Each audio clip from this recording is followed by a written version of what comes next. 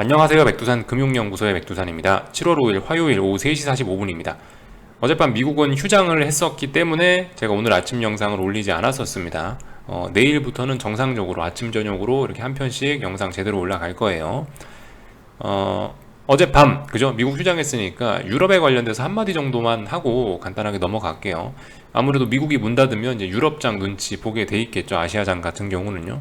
유럽장 한마디만 하고 넘어가자면 일단 혼조하게 마감을 했습니다. 혼조하게 마감을 했다는 게 보통 상승하면 다 같이 상승하고 하락하면 다 같이 하락하는데 독일 하락하고 영국 상승하고 프랑스 상승하고 이랬다라는 거죠. 그러니까 혼조하다고 표현을 했는데 재료가 있긴 있었어요. 독일 증시가 하락한 이유가 있었다고요. 요거 독일이 31년 만에 첫 무역 적자를 냈다라고 합니다. 뭐 여기에다 대고 뭐 우리가 엄청난 의미를 부여할 수는 없지만은 근데 이게 분명히 의미하는 거는 있죠. 독일이라는 나라가 어떤 나라입니까? 어떤 전 세계적인 뭐 제조업 강국, 그죠? 탑 클래스죠. 예. 탑 클래스 제조업 강국. 그만큼 어떤 무역에 관한 거, 무역 수지 흑자가 나기 좋은 그런 구조를 갖고 있다라고 생각하면 되겠죠. 근데 그런 경쟁력 있는 나라가 무역 적자를 냈다니, 와, 이거 정말 심각하다. 세계 경제가 침체로 빠지는 거 아니야? 라는 우려를 좀 자극할 수 있는 그런 기사라고 볼 수가 있겠죠. 한국은 독일과 비교하면 어떻습니까? 어떤 국가의 경쟁력이나 산업 경쟁력이 아무래도 독일에 비해서 뭐 조금 좀 못 미치겠죠, 전반적으로. 물론 한국이 독일보다 잘하는 분야도 있고, 독일이 한국보다 못난 분야도 있고, 그렇지만 전반적으로 살펴보면은 독일이 좀 더 경쟁력이 높겠죠, 그죠? 근데 그런 나라가 무역 적자가 났다니. 한국 같은 경우는 이미 오래전부터 무역 적자가 이미 누적이 되어 오고 있죠. 그런 점들이 원달러 환율에 충실하게 반영이 되고 있는 상황이고요. 그래서 하여튼 이야기가 자꾸 옆으로 새는데 세계 경기 침체 우려가 이런 걸로도 조금씩 가속화될 수 있겠다라는 거 생각해 볼 수 있겠어요. 그래서 독일 증시 같은 경우는 어젯밤 하락 마감을 했는데 그림만 좀 살펴보자면 요렇다라는 거. 자, 독일 증시입니다. 분위기가 별로 안 좋죠. 지금 이런 자리는, 지금 독일 증시가 처한 이런 자리는 여기 있는 전저점 자리에 지지력 부근에 있기 때문에, 지지력에 영향을 받는 자리이기 때문에 강력한 매수세가 나올 수 있는 자리고 나와야 하는 자리인데, 반등을 하려면은. 근데 어젯밤에 아이고 세상에 무역수지 적자랜다 라는 그런 악재가 나오니까 이렇게 일단 음봉에 하락 마감을 했습니다. 분위기가 안 좋죠, 그죠? 분위기가 안 좋고 계속 아래로 하락이 진행될 것 같은 이런 모습입니다. 물론 아직까지 여기 있는 전저점이라는 중요한 지지선을 붕괴시킨 건 아니기 때문에 아직까지 설레발 떨면 안 되겠죠. 이거 붕괴돼야 이제 와장창 또 할 수 있는 거죠. 아직 이 자리에 대한 지지력 테스트가 진행되고 있는 상황입니다. 물론 말씀드렸다시피 이 자리까지 다시 내려왔다라는 게, 이거는 여길 지지하겠다는 의지가 별로 없다라고 해석할 수 있다라고, 이런 식으로. 그래서 아래쪽으로 더 유리하게 계속 이야기를 드리고 있긴 한데, 길고 짧은 건 대봐야겠죠. 실제로 이 라인 붕괴시키는지 우리는 확인해 볼 필요가 있겠습니다. 유럽 증시, 독일만 좀 분위기가 안 좋았지만 전반적으로 분위기 나쁘지 않았죠, 그죠? 그래서 아시아장 같은 경우 오늘 보시면은 뭐 요런 혼조한 모습을 또 보였다라는 거. 뭐 분위기 좋았을 수도 있는데 일단 혼조하게 마감을 했어요. 오늘 아시아장에 영향을 미쳤던 이슈들이 좀 몇 개 있는데 일단 그것도 좀 이야기를 해보도록 하겠습니다. 아시아장 본격적으로 보기 전에 이슈 점검하자면은 일단 먼저 경제지표가 하나 발표가 됐습니다. 어디 있더라? 일단 PMI가 발표가 됐어요. PMI, 중국 PMI가 발표가 됐는데 서비스업 PMI라 뭐 제조업 PMI에 비하면 좀 중요도가 떨어질지 모르겠지만 하여튼간 PMI가 발표가 됐는데 굉장히 서프라이즈하게 나왔어요. 뭐 40몇이 예상치였는데 54가 나왔으면 굉장히 잘 나온 거죠. 물론 말씀드렸다시피 중국의 이러한 지표는 우리가 조금 색안경을 끼고 보자 라는 이야기를 드리긴 드렸는데 아무튼 굉장히 서프라이즈하게 잘 나온 거죠. 근데 오늘 중국의 반응이 어땠냐? 일단 하락 마감을 했습니다. 별로 좋지는 않았네요. 그리고 한 가지 더 중요한 기사가 있죠. 오늘 사실 뭐 저 PMI보다 훨씬 더 중요하게 주목받은 거, 미국과 중국의 관세 문제, 요게 좀 해결될 수 있다는 기대감, 요런 뉴스가 어젯밤쯤인가부터 나오기 시작했다는 점, 요게 이제 중국 증시에 오늘 영향을 미친 그런 호재라고 할 수가 있을 겁니다. 호재겠죠, 호재 당연히. 미국이 인플레가 워낙 심각해서 바이든 지지율도 떨어지고 그러니까 중국의 관세를 좀 깎아줄까 이런 이야기를 하고 있는 겁니다. 당연히 중국 증시의 호재겠죠. 근데 호재가 나왔음에도 불구하고 오늘 중국 증시는 일단 하락 마감을 했다라는 점이 눈에 띕니다. 뭐 제가 미중 간의 뭐 어떤 이런 관세 관련된 부분을 자세히 뭐 다루진 않을게요. 궁금하신 분들은 직접 기사 한번 클릭하셔서 읽어보시면 될 것 같습니다. 그죠? 전반적으로 제목만 보면 되겠죠. 미중 대립 완화 기대에 어쩌고 저쩌고 이런 이야기들. 네, 뭐 미중 무역 갈등 개선 신호 이런 것들이 나오고 있는 게 아니냐 이런 이야기들 나오고 있죠. 근데도 불구하고 오늘 중국 주식시장은 오늘 일단 상해 종합은 하락 마감을 했다라고요. 이게 좀 중요한 점이라고 생각을 합니다. 그러니까 오늘 중국 증시에는 호재만 있었던 거죠. 서비스업 PMI 잘 나오고, 그리고 저 방금 전에 그죠? 그 방금 전에 미중 관세 문제, 미중 무역 갈등 이런 게 좀 완화될 기미가 보이는 거니까 둘 다 호재예요. 근데 호재가 나왔음에도 불구하고 중국 증시는 하락 마감했다는 게 오늘 중요한 포인트입니다. 뭐 굳이 왜 하락했냐라고 이야기를 하자면은 선반영이란 이야기를 쓰면 딱 맞긴 하겠죠. 가장 쉬운 설명이 되겠죠. 왜냐, 중국 증시는 전 세계에서 가장 강하게 반등세를 일으켜 왔으니까, 가장 강한 반등을 만들어 왔으니까 이 강한 상승 안에 이미 지금 오늘 발표될 호재들이 다 반영이 돼 있는 거다라고 볼 수가 있겠죠. 그래서 실제로 오늘 지표가 나오니까 하락 마감했다 이렇게 설명을 해도 뭐 특별히 이상할 건 없을 것 같습니다. 기술적 의미가 오늘 좀 있는 자리인데요. 제가 계속 말씀드리지만 중국 증시는 상해 종합은 이 3,400선이 굉장히 중요하다라고 말씀을 드리고 있습니다. 이 자리가 굉장히 무거운 저항이다라는 거 말씀드리고 있는데, 이 자리 빨리 넘어가야 된다라고 이야기를 해드리고 있죠. 갈 거면 빨리 가야 되는데 이거 어때요? 지금 한 일주일 동안 위쪽에 매물 소화해 놨는데 상승하는 게 자연스러운 날에 하락 마감 해버렸죠. 분위기가 일단 별로 안 좋아지긴 했습니다. 물론 고점이 높아졌어요. 고점 높아지고 이런 거니까 아유 그래도 괜찮네, 그래도 위쪽으로 좀 올라가려고 하네, 아직 뭐 그렇게 나쁜 건 아닙니다. 그렇게 나쁜 건 아닌데, 근데 저 3400이란 저항을 어쨌든 자꾸 못 넘어가고 있어요. 그게 좀 중요한 점이라고 생각합니다. 탄력적으로 저길 장대양봉으로 찍고 올라가야 되는데 지금 3400만 만나면은 계속 여기서 일단 밀리고 있습니다. 이런 점들, 그죠? 중국 증시의 악영향, 중국 증시가 안 좋다라는 어떤 신호일 수 있겠죠. 이런 점들 생각해 보셔야 되겠고, 그래서 아무튼 중국 증시 중요하다라고 계속 말씀드리는 게, 이 어떤 반등의 대장으로서, 금융시장, 주식시장 반등의 대장으로서 얘가 힘이 빠지면 전 세계 증시 다 같이 또 꼬꾸라질 수도 있다, 뭐 이런 이야기를 드리고 있죠. 뭐 그런 측면에서 중국 증시 잘 보자고요. 얘 같은 경우는 하여튼 지난번에 여기 전고점 자리 여기 돌파한착하면서 신나게 지금 랠리하고 있는데, 이런 거 봤을 때 뭐 계속 더 오를 수도 있어 보이긴 했는데 결과적으로 지금 여기를 못 넘어가고 있으니까 일단은 분위기가 별로 좋지 않다, 이 정도 뭐 이야기하고 넘어가고요. 그죠? 어쨌든 아직까지 뭐 일단 하락 추세라고 이야기하기는 일단 좀 이상해졌어요. 그죠? 말씀드렸다시피 여기 있는 고점 자리 못 넘어갔었어야지 하락 추세인데, 일단 이 자리 넘어가긴 넘어갔으니까 이거 하락 추세입니다라고 자신있게 이야기하기는 조금 좀 껄끄러운 그런 모습이 된 거죠. 그죠? 그래서 이제 방향성을 모색 중이다, 이렇게 보시면 될 것 같습니다. 큰 그림은요. 물론 여전히 엄밀히 따지면 하락 추세죠. 이렇게 고점이 낮아지고 이렇게 저점이 낮아지고 있으니까요. 근데 솔직히 이 자리를 돌파한착한 이후부터는 이거 대놓고 그냥 하락 추세 진행 중입니다 이렇게 이야기하기는, 표현하기는 좀 껄끄러운 면이 있는 거겠죠. 하여튼 이 하락 추세를 완전히 극복한 건 아닌데, 그렇다고 하락 추세 진행 중이라고 하긴 좀 뭐하고, 지금은 전 혼조세라고 표현을 일단 하고 싶어요. 이렇게 뭐 발산형 뭐 이런 식으로 뭐 보는 게 맞지 않을까 싶습니다. 하여튼 그 위안화도 봐야 되겠죠, 그죠? 여러분들 위안화도 당연히 봐야 됩니다. 위안화 같은 경우도 어때요? 보시면은 이거 계속 아래로 떨어져야 중국 증시에 유리한데 계속 어딘가에서 버티고 있죠. 이런 점들 잘 보셔야 되겠습니다. 삼각 수렴형이에요, 그죠? 삼각 수렴형이니까 저점과 저점 연결하고 고점과 고점 연결하면 되는데, 어디선가 이 위쪽에 있는 저항을 넘어가는 모습이 나오면은 이제 본격적으로 중국 증시도 흔들릴 수 있지 않을까 생각할 수 있겠죠. 이 정도 살펴보면 될 것 같습니다. 중국 증시 이야기 좀 해봤고요. 일본 증시 같은 경우도 일단 뭐 특별한 일 없으니까 그냥 반등을 하긴 하고 있는데, 뭐 여전히 뭐 어떤 하락 추세 진행 중이다, 이렇게 보면 맞을 것 같죠. 일봉상 고점과 고점, 여기 고점하고 여기 고점 연결해 보면 이렇게 줄이 떨어질 거 아니에요. 그렇게 되면 어떻게 되겠습니까? 이거 넘어가야 뭐 의미 있는 반등이죠. 아직까지는 그냥 뭐 자연 반등, 이 7월 1일 날 폭락했던 거에 대한 자연 반등 정도 진행 중이다, 이렇게 보면 될 것 같습니다. 그죠? 이 정도 살펴보고, 뭐 비트코인 같은 거는 2만 달러 부근에서 열심히 싸우고 있는데 뭐 그렇게 의미 있는 뭐 매수세 등장이다, 이렇게는 일단 말씀 못 드릴 것 같고, 하여튼 이런 일들이 일어나고 있다만 살펴보면 될 것 같습니다.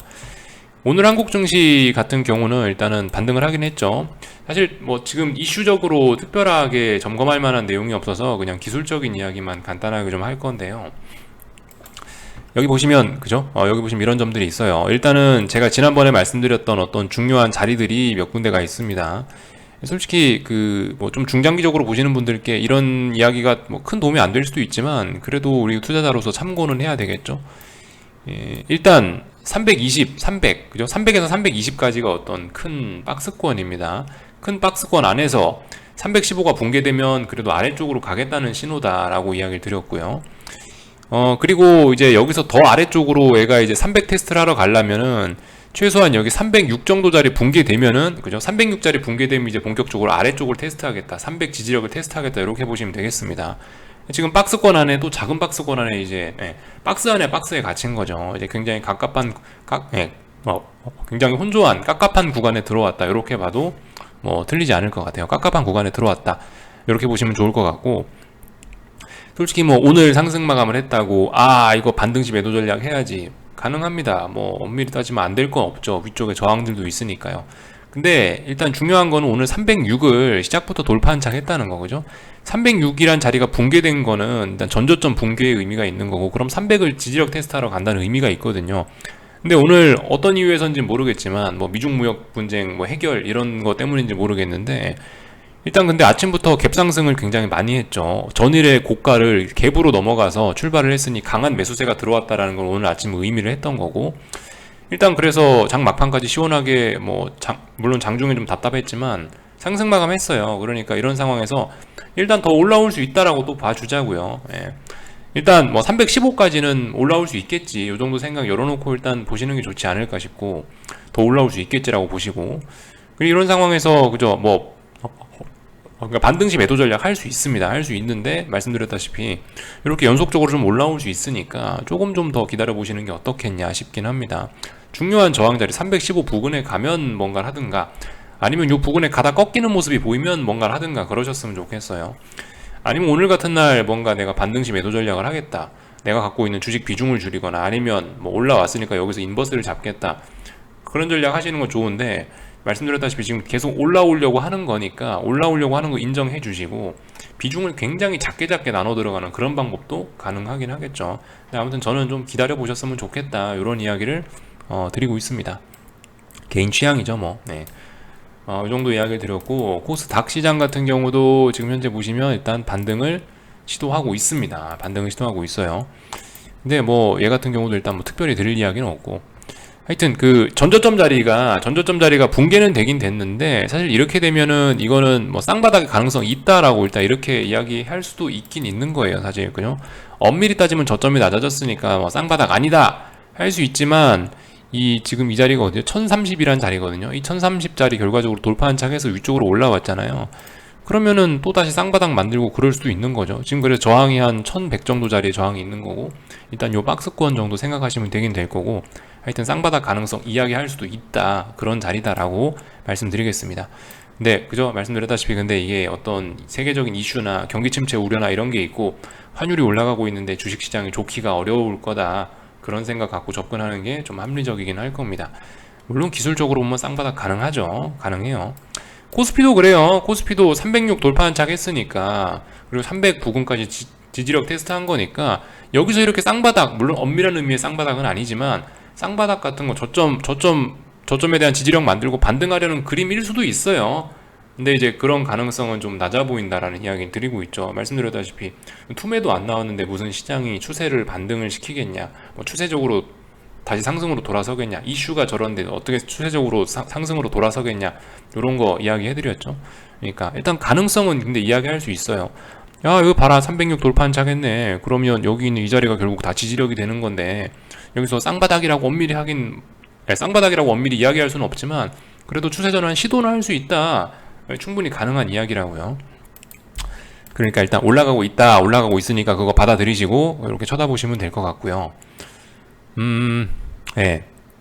이 정도 이야기를 했고, 삼성전자 같은 경우는 근데 좀 깝깝하긴 하죠. 삼성전자 같은 경우는 근데 힘이 없긴 합니다. 지금 코스피가 강한 거지 삼성전자가 강하지는 않은 거죠. 삼성전자 같은 경우는 아직도 어떤 중요한 자리를 회복하지는 못했습니다. 선물지수는, 코스피 선물은 306자리가 중요한 자리인데 그 자리를 일단 돌파한착해서 그래도 일단 한숨 돌린 거고, 근데 삼성전자 같은 경우는 여기 있는 전저점 자리 57,500원 정도, 400원 정도 자리가 중요한 자리인데, 이 자리가 붕괴되면 이제 계속 아래쪽으로 빠지고 전저점 이제 계속 뭐 저점을 낮추면서 하락하겠다는 의미인데, 근데 오늘 갭상승 출발해갖고 음봉으로 밀리면서 결과적으로 종가가 57,200원이 되지 않았냐. 그럼 57,500원 밑에 내려와 있는 거잖아요. 그러니까 무게중심이 아래쪽으로 많이 쏠려 있는 거죠. 회복 못한 거죠. 이런 거 같은 경우. 그러니까 이런 거 보면서 생각할 수 있는 거예요. 야, 삼성전자가 약한데, 시가총액 1위 종목이 약한데 이거 코스피가 좋을 수 있겠냐. 이런 것도 우리가 생각을 좀 해볼 필요가 있긴 합니다. 하여튼 그래서 오늘 저렇게 지수가 삼성전자가 좀 반등을 하면서, 그래도 또 최근 몇 거래일 동안 또 시장에도 한국은 계속 급락하지 않았습니까? 반도체 지수 영향으로 급락했는데, 또 그런 급락에 대한 피로감들을 또 약간씩 또 소화시키는 그런 모습들이 그런 모습들이 나타나고 있긴 해요. 보시면 그래서 뭐 풋옵션들 개인들이 엄청나게 많이 샀던 것들이 양이 조금씩 뭐 줄어들고 있긴 하고, 이런 모습들, 그죠? 지난 며칠간의 어떤 하락에 대한 피로감을 좀 소화하고 있다, 이렇게 보면 뭐 틀린 이야기는 아닐 거예요. 이런 모습 봤고, 원달러 환율 같은 경우는 드디어 이제 다시 1301원으로, 그죠? 1300원을 돌파한 척 했네요. 너무나 건전해서 딱히 드릴 말씀이 없습니다. 이거 같은 경우는 우상향 잘하고 있다. 아유, 1300원 매물 소화를 너무 잘했네요. 이거 위쪽으로 본격적으로 이제 여기 1301원짜리 뭐 이런 자리 돌파한 착 잘 하게 되면, 지금은 턱걸인데 완전히 이제 여기서 어떤 계기만 마련이 되면 이건 완전 폭발할 수 있는 거죠. 원달러 환율 폭발할 수 있다. 여기서 너무 오랫동안 차분하게 매물 소화했다라는 거, 목표치 어디까지 열릴지 모른다라는 거죠. 이제 신고가 영역이죠, 그죠? 이제 보시다시피 월봉상에서도, 월봉으로 봐도 신고가 영역이잖아요. 매물이 없어요. 지금까지는 힘겹게 올랐다면 여기서부터는 매물이 없으니까 급등할 수 있겠죠. 이런 점들 생각해 보시면 좋을 것 같습니다. 이 정도를 살펴보면 오늘 한국 시장 이야기는 얼추 다 했고요. 예. 그죠? 그러니까 아무튼 이런 상황에서 굳이 뭐 하지 마시고 기존 포지션 보유자들은 수익을 누적시켜 보자, 이런 이야기 드리고 있죠. 예. 미국장 참 오늘 밤에 이제 이야기하기 전에 참 요거 기사 하나만 좀 보고 넘어갈게요. 요거, 그죠? 제가 한 번씩 이야기 해드리지 않습니까? 제가 뭐 구리 원자재 중에 구리 그런 걸 뭐 매매하고 그러진 않지만, 한 번씩 이게 참고를 하는 게, 구리 같은 거는 어떤 세계 경기의 어떤 바로미터로서 구리 가격 뭐 그런 거 참고할 수 있다, 이런 식으로 이야기를 해드리고 있는데, 그게 이제 뭐 저만의 생각이 아니고 이제 일반적으로 시장을 보는 관점이라고요. 이 기사 이렇게 나와 있는데, 뭐 예를 들면 뭐 국채 수익률이 요즘에 떨어지고 미국 금리가 떨어지고 구리값 떨어지는 것이 경기 침체 가능성을 반영하는 것이다 라고 보는 게 일반적인 시각이라고요. 어떤 저만의 치우친 게 아니고 그런 거, 그런 뉴스가 이제 나와 있어서 한번 좀 보여드린 겁니다. 그러니까 제가 지난번에 말씀드렸죠. 금리가 요즘 계속 떨어지고 있다. 미국 금리가 지금 금리 인상한다는데 금리가 떨어지고 있다는 게, 이게 안전자산 선호나 혹은 앞으로 침체 가능성을 반영하는 것일 가능성이 있다라고 이렇게 이야기를 좀 드렸는데, 그런 부분을 좀 자세히 설명해 놓은 기사입니다. 뭐 보셔도 좋고 안 보셔도 좋고 그래요. 아무튼 이런 이야기를 좀 해봤고, 그러니까 이게 지금 복합적으로 작용하고 있어요. 단기적인 측면에서는 이 경기 침체 때문에 국채 수익률이 떨어지고 있다는 점이 오히려 근데 증시 반등에는, 단기적인 측면에서 증시 반등에는 우호적인 요인이기도 하거든요. 그러니까 정말 주식시장이 복잡한 거죠. 이러니까. 그리고 뭐 지금 구리값 떨어지고 있는 거, 저게 경기 침체 우려를 반영하는 겁니다만, 동시에 구리값 떨어지면 인플레이션 우려가 좀 떨어진다 이러면서 증시가 반등하기도 하고, 세상 일이 그러니까 새옹지마입니다. 복잡하게 얽혀 있는 거죠. 중요한 거는 근데 이제 추세적인 거를 살펴보면 되겠죠. 매일매일은 저런 지표들이 정말 복합적으로 시장에 작용이 되면서 우리가 해석하고 대응하기 어려울 수가 있는데, 중요한 거 뭐냐, 고점과 고점하고 저점과 저점 연결해 보시라는 거 이야기를 해드리고 있죠. 고점과 고점, 예를 들어 뭐 주식시장이 이렇게 움직일 거 아니에요. 고점과 고점 연결하시고 저점과 저점 연결하시면 뭔가 추세가 나타난다고요. 이 추세만 보고 대응하는 게 우리가 가장 편하지 않을까라는 이야기를 드리고 있죠. 매일매일 봉 하나하나 파란색 빨간색 파란색 빨간색, 이거 못 맞춥니다. 이거 맞추기 쉽지 않아요. 그럴 바에야, 못 맞출 바에야 거기 신경 쓰지 마시고 추세를 보자, 이렇게 이야기를 좀 드리고 있습니다. 하여튼 그래서 오늘 밤에 같은 경우는 이제 미국 증시를 움직일 만한 특별한 이벤트는 일단 눈에 띄지는 않고요. 이게 이제 오늘 밤에 나올 경제 지표들인데, 오늘 밤은 특별한 거 없고, 뭐 물론 지표들이 있는데 특별히 영향을 미칠 것 같지는 않고요. 내일 중요한 이벤트들이 좀 있다고 말씀을 드렸습니다. 내일 뭐가 있냐, 뭐 ISM 논 매뉴팩처링 어쩌고저쩌고, 그러니까 ISM 비제조업 지표들, 이런 것들이 나오는데, 이런 거에서도 우리가 경기 침체의 가능성 이런 걸 읽을 수도 있으니까 좀 주목하자. 평상시에는 별 영향 없지만 지금은 좀 주목해야 되지 않을까 싶고요. 그리고 FOMC 의사록 공개가 있습니다. 긴축과 관련된 뭐 파월의장의 생각 뭐 이런 것들을 한 번 더 우리가 알 수도 있으니까 이거는 좀 중요하다라고 생각해요. 이거 내일 밤이니까 좀 주목하자라고 이야기 드려봤습니다. 오늘 밤은 아무것도 없다고요. 오늘 밤은 그냥 빡빡하게 싸우겠죠. 예. 오늘 밤은 이제 뭐 하는 날이냐면 7월 1일 날에 일단 증시가 중요한 자리에서 미국 증시가 반등을 했잖아요. 이 양봉이 진짜인가? 이제 오늘 밤에 확인하는 날이 될 겁니다. 진짜였으면 이제 조금 더 추가해서 S&P 3,900까지 뭐 가능성 열려 있는 거고, 나스닥 같은 경우는 뭐 11,780까지 일단 가능성 열려 있는 거죠. 더 오를 수 있는데, 만약에 이제 오늘 밤에 다시 되돌려 버리면 또 다시 분위기 굉장히 또 더러워질 수도 있겠죠. 네. 이거 미국 증시 같은 경우는 지금 현재 이렇게 보셔도 괜찮습니다. 저점과 저점 연결해 보세요. 이렇게 저점과 이게 잘 안 꺼지네요. 대충 끌게요. 그냥 일단 저점과 저점 이렇게 연결해 보시고, 고점과 고점 이렇게 연결해 보시면 뭐죠? 삼각수렴형이죠. 네, 어딘가 방향성을 모색하고 있다라고 보시면 되겠고, 여기서 이제 아래쪽으로 붕괴되느냐 위쪽으로 넘어가느냐에 따라서 거기에 맞게 대응하시면 되겠죠. 네, 그런 점들 생각해 보시고요. 나스닥도 그렇습니다. 나스닥 같은 경우는 어딘가 방향성을 모색하고 있어요. 그 와중에 쌍바닥 가능성도 이야기는 할 수 있다라고 말씀드렸죠. 네. 요렇게 잘 안 꺼지네요. 요렇게 저점과 저점, 요렇게 고점과 고점 연결하면 되잖아요. 그럼 삼각수렴형 나오죠. 방향성 모색하고 있다, 이렇게 보시면 될 것 같고, 지금 상황에서 방향성 탐색 중이니까 우리가 뭐 할 건 없을 것 같죠. 일단 가만히 있어 보면 될 것 같고요. 뭔가 결론을 내면 우리가 뭐 따라가거나 그때에 맞춰서 대응하면 될 것 같고요. 오늘 밤에 어떻게 될지 어떻게 합니까, 그죠? 그런 점들 생각해 보시면 될 것 같고, 이제 이거를 이제 뭐 빅스 지수의 관점에서 말씀드리자면 27에 대한 지지력 테스트 해야 된다고요. 빅스 지수, 그죠? 빅스 지수 27이라는 자리를 지지를 했기 때문에 지난번에 그래도 한 번 더 하락이 나온 겁니다. 그죠? 27자리 여기를 3거래일 동안 지지했기 때문에 한 번 상승이 나왔던 거고, 말씀드렸다시피 이렇게 27을 한 번에 붕괴시킬 것 같지는 않아 보인다고요. 그래서 오늘 밤에 이 27에 대한 지지력 테스트를 분명히 할 것 같습니다. 이거 지지력 테스트에서 여기서 양봉 다시 튀어나오면 어떻게 돼요? 그러면 미국 증시 쌍바닥 가능성이 좀 와르르 무너지는 거고, 여기서 만약에 이제 다시 빅스를 계속 죽여버리면 그래도 시장이 좀 오르겠구나, 좀 더 반등할 수 있겠구나 생각할 수 있겠죠. 뭐 선물지수 보기 귀찮으시면 저 빅스 지수만 봐도 사실 어떤 그 분위기 냄새는 맡으실 수가 있겠습니다. 이 정도 살펴보면 될 것 같고요. 국제유가도 중요한 자리에 와 있다라고 말씀을 드렸죠. 국제유가 110달러 자리가 중요하다. 정확하게 이야기하면 뭐 109.6, 109.5 정도 되는데, 아무튼 대충 110달러라고 하면 될 겁니다. 110달러 자리를 이렇게 오늘 돌파한 척 하면은 이 자리에서 쌍바닥 만들어지는 게 일단 완성이 되는 거라고요. 쌍바닥이. 그건 뭐겠어요? 그러면 전고점까지 또 상승 목표치 열리겠죠. 한 125달러까지 또 열릴 거고, 그렇게 되면 인플레 우려가 또 강화될 수 있겠죠. 하여튼 국제유가는 저는 계속 더 올라가야 된다라고 봐요. 기술적인 측면에서도 그렇고, 이 어떤 기본적인 분석 측면에서도 그렇고, 기술적으로 보면 그죠? 지난번에 오버슈팅하고 이 피로감을 잘 소화했어요. 더 가도 이제 이상하지 않아요. 기술적인 관점에서 그렇게 보고 있고, 뭐 기본적으로는 뭐예요? 지금 여름 휴가철이에요 이제. 그러니까 미국 사람들이 차 끌고 휴가 나서기 시작하면 기름값이 통상 10월달까지 계속 오르는 그런 계절성이 있더라라는 거.